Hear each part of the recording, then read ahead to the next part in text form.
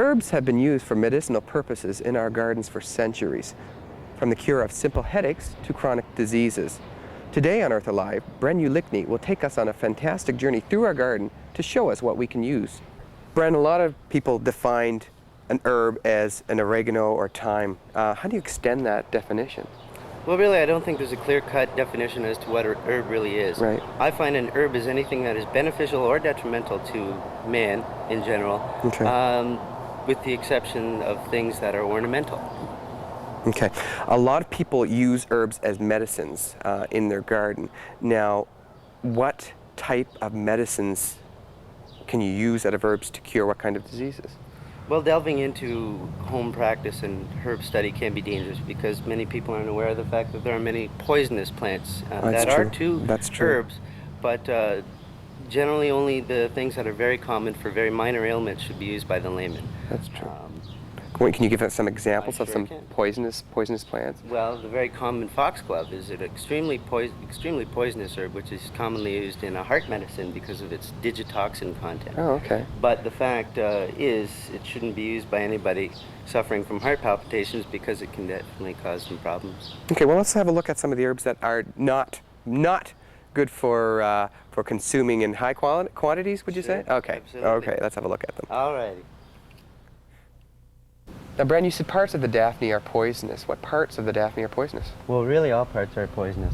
This particular plant was once used to check excessive menstrual bleeding, and now it is known that it is excessively poisonous and shouldn't be used at all. If somebody were to ingest this, what kind of symptoms would they find? Probably convulsions, paralysis, and perhaps even death.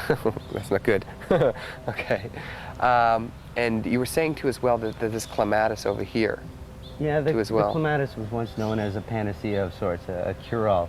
But these days, it is also found that it contains very toxic constituents, which should not be used. What parts of the clematis? I believe all parts as well. All parts of the clematis. And again, what kind of symptoms would you find that if people were to be poisoned by it? I don't think there's any one in particular, but I don't think any of them would be pleasant. Okay. Now, this kalmia is a real extremity. It is one of the more poisonous common garden plants. In fact, it is so poisonous that it is claimed that even the honey made from the pollen by bees and the nectar is poisonous and can cause death. Oh, I wonder how people stop the bees from collecting from the pollen of that. True enough. Not much you can do. Not much you can do. All right, now what did you say the name of this plant was? Well, it's Thalictrum aquilegifolium. Okay. It's a wildflower. It's native to Ontario. But it, too, has definite precautions to be used around it. The fact that it was once used as an anticoagulant for the blood, it had its place in many gardens. But the fact is it's photocaustic, which means that if you touch it, it can cause the development of a rash on you in sunlight. So be very careful about where you place this plant in your garden because you don't want it near walkways and areas that you might brush up against it. Okay. Some of the medicinal purposes, you said it was used as an anticoagulant. That's right, for people with heart disease? Poor circulation. Poor circulation. So do you think that a lot of these pharmaceuticals would use this in the use of anticoagulants? Oh, absolutely. For sure? Absolutely. The plants found in many gardens are the basis of many pharmaceuticals these days. Although the pharmaceutical industry generally takes the basic components of the plants and then synthesizes them artificially. Oh, interesting. Okay. And you said the witch hazel here in the back. Well, that's a beneficial one. That's a very popular astringent. That is something that you can actually buy in a pharmacy as a raw product. That is, you can buy witch hazel extract. And what's it used for? An astringent is something that causes the contraction of skin. Right. That is, it's beneficial for use on cuts, stings, and other sort of skin ailments. Sort of like iodine almost. True. Oh, okay. So what symptoms would you get out of that? Just sort of, would it be a cleansing type of? Well, astringent, again, it contracts and it helps the healing process. Of blood vessels and stuff like that. Of skin and blood vessels. Okay, interesting. Okay, great. Okay. Since we've talked about some beneficial herbs in the garden, like the witch hazel, what is this plant and what does it do? Well, this readily available plant is called Tanacetum or feverfew. It is a proven fact now that it contains a constituent that helps alleviate the problems of migraine headaches. And it is suggested that if 1 to 4 leaves are ingested internally each day, those that suffer from migraines will notice a definite drastic reduction in the symptoms attributed to migraine headaches. It should be mentioned, however, that this plant is very closely related to ragweed, and those that suffer from severe seasonal allergies should avoid it. Okay. Can people make teas out of it too as well? Oh, absolutely. I don't know if they'd be that pleasant tasting. I've tried it myself, and it's kind of got a pungent, spicy flavor, and I don't like it. Now, you were mentioning to me earlier that a lot of plants, are they based on their botanical names? Are they based on their medicinal purposes? Yes, and some falsified too as well. Plants like the little liverwort we see behind us here, since the shape of its leaves resemble the liver itself, it was once thought that since they did, that it would cure liver ailments, although proven wrong. Proven wrong. And what other plants do as well? Pulmonaria. There's another one over there that's called pulmonaria or lungwort, and it has speckled leaves, believe it or not, to resemble phlegm on the account that it cures, if not helps, lung congestion. Some sort of lung diseases. The funny thing is it actually does. And what little plant is this? That's Centella asiatica or gotucola. It's commonly used for cerebral efficiency. In other words, it's used for memory enhancement.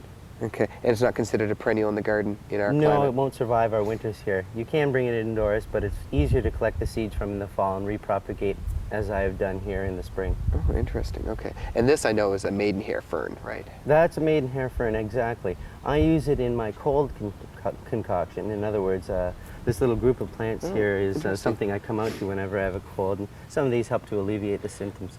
The adiantum or maidenhair fern along with the eucalyptus here are great expectorants.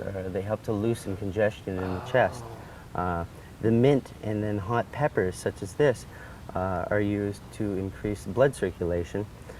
This is a little herb from China called Sapochnikova, which is just coming back to life through the winter, from the winter. And it is actually, like echinacea, used as an immunostimulator. That is, it stimulates the immune system. I also use passion flower or passiflora within my cold concoction to induce sleep. It's a sedative. Oh. The leaves? The leaves and the flowers, yeah. The leaves and the flower. So the eucalyptus, you can get the eucalyptus oil, which I know is like a menthol type of it. It can open up clogged but air it can passages. be used in excess. So oh, really? don't use it with impunity. Okay, okay. Interesting. So this is your little cold corner, I guess you could say. Yes, along with many of the other things. These are some of the common things I resort to, especially in the winter, because of the fact all of these can be kept indoors through the winter. Okay. So you can't really come out to your garden and harvest echinacea in midwinter, That's right. but you can resort to those things that are tropical and that you have abundant inside. Very good. Do you have echinacea? I do. Let's have a look at echinacea, because All right. everybody's talking about echinacea. Everybody likes wants echinacea. echinacea. Sure All right, thing. let's have a look at it. All right. Now this is the Rudbeckia, Brenn. Everybody's after this for the cold remedy. What parts of this plant are used in the cold remedy? Mainly the root. Mainly the Although root. some of the medical companies are using the leaf and flower, it is the root that contains the majority of the properties that are responsible for the help in boosting the immune system. It's actually known as echinacea now, not Rudbeckia. It doesn't look like much now, rather diminutive. Yeah. You need at least a 3-year-old plant to really get a good harvest from the root. Yeah. But it is very easy to harvest and process into a usable product, as well as safe. Yeah. So do they use the roots in a tea? In a tincture, usually. In a That is, tincture. you take the root, grind it or slice it, and then put it in an alcohol solution and let it, well, not ferment, but Yeah. dilute. Dilute, you know, all the stuff, all the good stuff come out.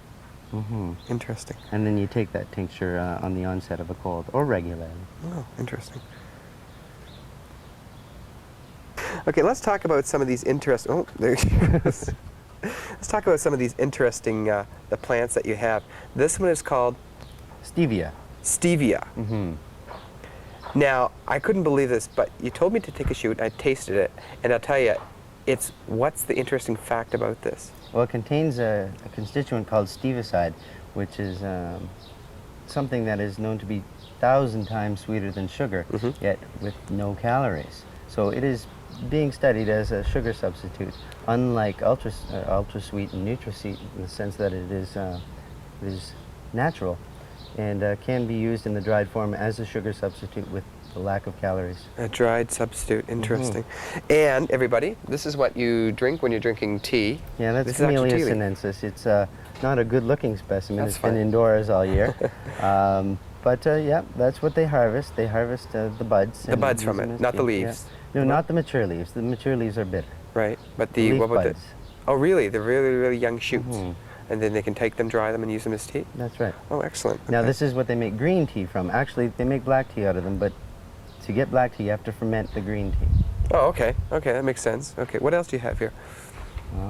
Well, What plant is this? This That's looks the familiar. camphor That's the tree. camphor Yeah, tree. you I've got one of mentioned these you at have home. one of these. Yes. That is What's used for the raw element called camphor. Very similar to the eucalyptus oil. Oh. Used for muscle and other ailments of those kind. All right. I don't know. What other interesting plants do you have back here? Well, what is this one now called? Oh, that's the common lychee. If you've ever Lychee, had a lychee nut- grapes and lychee nuts. That's Oh, right. that you can find in that's grocery it stores. there. I guess its herbal use only extends as far as its fruit. I don't That's really know of about any it. other use. of Nothing it. at all. Okay. Any other interesting plants you have back here? What other do you have Well, here I'd love to jump on one, but I can't think of any that are. that are interesting? Well, yeah, sure. Right here is Ceratonia siliqua, or carob. Carob. That's a Carob. substitute used for Chocolate chocolate. substitute. That's Oh, right. very good.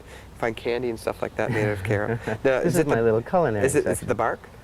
It's the nut. It's the actual little pea kind of Oh, the fruit nut that it they gets. use. That's right. Oh, so it's The the seed nut. itself. Okay. All right. Very good. Mhm. All right. What else do we have in here? What is that big? What is this big green thing here? What is this? Well, that's just an elder. Oh, an That's, elder tree. Okay. That has have a- medicinal uses. Oh, actually. really? The Elder? leaf- Well, you see, again, the definition of herb extends beyond simply medicinal and culinary Right. use. This particular plant has an application as being an insecticide. That An is, you can insecticide. harvest the leaves and use them as a natural insecticide. So it extends along my definition the fact that it is beneficial towards mankind, and therefore it can be considered an herb. How do you use Although- this as an insecticide? Well, the leaf. The leaf contains an insecticidal property, and the flowers contain actually a very pleasant tasting flu and cold remedy. Do you boil the leaves? Oh yes. You Well, you boil don't the have to leaf. boil them. You distill them, or you You allow boil the them leaves to and sit distill them within and put them in a mister? water. That's right. Would that work? Yeah. That's right, Oh, yeah. interesting. Oh, very good. Absolutely. Cool. Okay. What else do we have back here? Right there as well. Coffee. Coffee. If you don't like Coffee tea, you like seedlings. coffee. You got Yeah. seed, or you got coffees. Yeah. So now the bean. coffee is not just a culinary drink. It actually contains medicinal constituents too. One of the more famous attributes towards the coffee plant is its ability to heighten the effect of analgesics or painkillers. Okay. Interesting. So drink a coffee with your Tylenol. Now, what kind of plant is this? That's a tamarind. It's a little medicine chest in itself. It has Okay. many uses ranging from laxative properties to those that alleviate Laxative. morning sickness in pregnant women. I don't It worry is about also that. good for reducing fevers in the sense that it brings on sweat. Oh, okay. And it also has many culinary applications. The pulp around each seed, it gets long pea pods similar to a locust tree because it's closely related. Right. And it has a sweet pulp that can be made into a cooling beverage made from that. You can buy the seeds actually quite readily in some more specialty fruit stores. But its most interesting culinary application comes from the fact that it is the source of Worcestershire sauce. Worcestershire. Or Worcestershire. Worcestershire. Worcestershire sauce. So this is where Worcestershire sauce comes That's from. it. Oh. Now, Brenn, what is this plant called? Well, the common name for that is boneset. Its real name is Eupatorium. It was once thought that using that around broken bones would help them mend, although that's been falsified. It's actually an excellent remedy for colds and intermittent fever, especially for the flu. Medical evidence today suggests that it enhances the immune system like the echinacea. So It the does leaves. contain alkaloids, however, that aren't recommended for long-term use. Okay, so it's the leaves that are beneficial in this case. The leaves, yes. It's the leaves. Oh, okay, very good. Now, Brenn, you were mentioning some herbs had medicinal and industrial applications. Is this one of them? It is. This is linum peren. It's hard to believe that this little dainty thing is where flax, or the raw material used for the process of making linen, comes from. Right. Also, it's where linseed oil comes from, used in the paint and varnish industry, Right. as well as it has medicinal applications as being used in poultices for things like rheumatism. What's the plant behind it? Behind that, that's commonly known as house leek, sempervivum, hens and chicks. It contains a gel like aloe that can be applied to burns and cuts. Oh. And it also has a superstition attached to it. That is, it was once planted, believe it or not, since it can live in areas with very little soil. Right. It was once planted on roofs to ward off spirits and bad demons. So it has a past. It does. It has a past for sure. And It this can is be what- added to baths as well as like a bath oil in a way. Oh, to a bath. Oh, it's a bath like oil. aloe. Oh, very good. Now we have the ladies' mantle again. What was the purposes of the ladies' mantle? Well, the lady's mantle is used for menstrual disorders, hence its name, lady's mantle. Okay. And right beside it is Artemisia? Beside that is the Artemisia, or perennial dusty miller.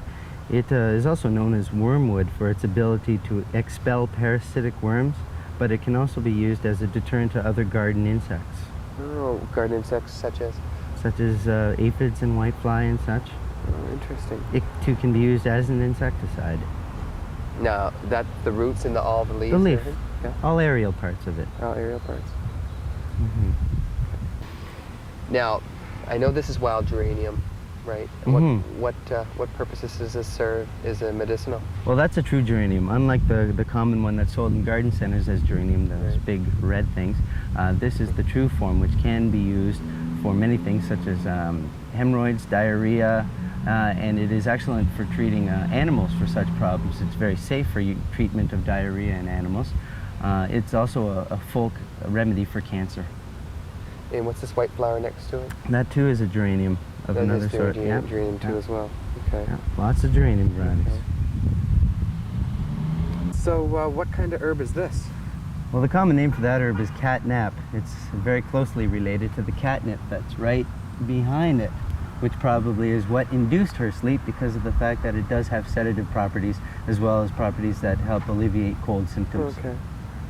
Oh, interesting. And this is the thyme right here? Yeah, thyme is a plant that not only has medicinal uses, but as well has ornamental value. It gets a very proliferous pink flower over it in the summer, and can be pinched anytime for things like hangover cure. Oh, interesting. Very good.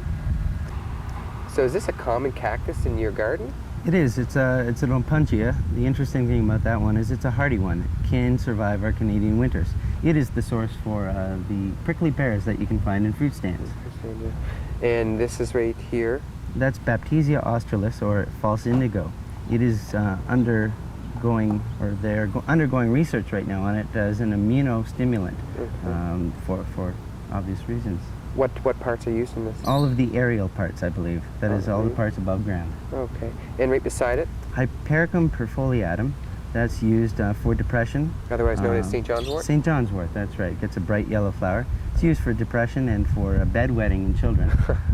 Its leaves are astringent, can be used on cuts and burns and such, and can be made into a poultice for things like rheumatism as well. Mm-hmm.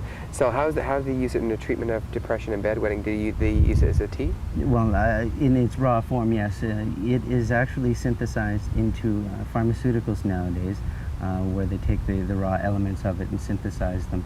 So in its rudimentary form, yes, it can be used as a tea, but in small and moderate quantities. Now what is this lonely plant here? Well, that little lonely plant turns into a rather large plant. It is known as the giant gentian. Many gentians are used for creating bitter tonics and such to stimulate the appetite. Okay, and this right beside it is? That's a type of euphorbia very closely related to the poinsettia. This particular variety is planted around areas where moles dig within vegetable and crop fields. It deters them because the roots exude a latex similar to petroleum. The leaves and stems are used? I believe the leaves and stems contain toxic elements, and you'd want to stay away from them for use in medicinal things. Very good, okay. So Brenn, what is this twisted little tree here? This twisted little tree here is Corylus avellana contorta, or a contorted hazel. It's very closely related to the hazel, which produces hazelnuts. Hazelnuts, okay. Mhm. And this is a nice color behind it. Yeah, that's a nice contrast. That's a purple beech. Another source of a nut, of course, beech nuts. That you can get, oh, beech nuts. And you were talking about more culinary purposes in herbs. Mm-hmm. One of the less common culinary herbs is of course, ginger. Oh, yeah. Now, we're fortunate enough to have a variety of ginger that is hardy to our winters, such as this wild ginger. It's not as potent as the type of ginger you'd buy in a supermarket, but it does have a very similar taste, and you can just harvest the roots whenever you're in need of some ginger. Oh, so it's a good alternative instead of the actual ginger you purchase in the store. Absolutely. Oh, interesting. Now, ginger itself, as well as the Asarum or Canadian ginger, Right. or European ginger, has medicinal uses as well. It's a circulatory stimulant, and it increases the appetite, reduces flatulence as well. Thanks for that tidbit of information. No problem. So, Brenn, we've looked at all different kinds of herbs that not even are involved with culinary or medicinal purposes. What do you feel will be herbs' main purposes in the medicine industry for homeopath and naturopathic medicine? Well, I feel that even the common home gardener can get into the use of some of the more common herbs for minor ailments because of the fact that many of them are safer use and consumption. Right. But proper identification, of course, is very important because of the fact that we discussed many of the toxic properties of some of the plants that are in the common garden. For the future of homeopathic and naturopathic medicine in large scale, I feel that many people these days are trying to stay away from the pharmaceutical products that are on the market due to the extreme side effects that may be attributed with them. And the use of natural products in their raw essence allows you to have something in its raw essence without those adverse reactions. Oh, good stuff. Okay. Stick around for more information. That's all for Earth Alive. We'll see you next time.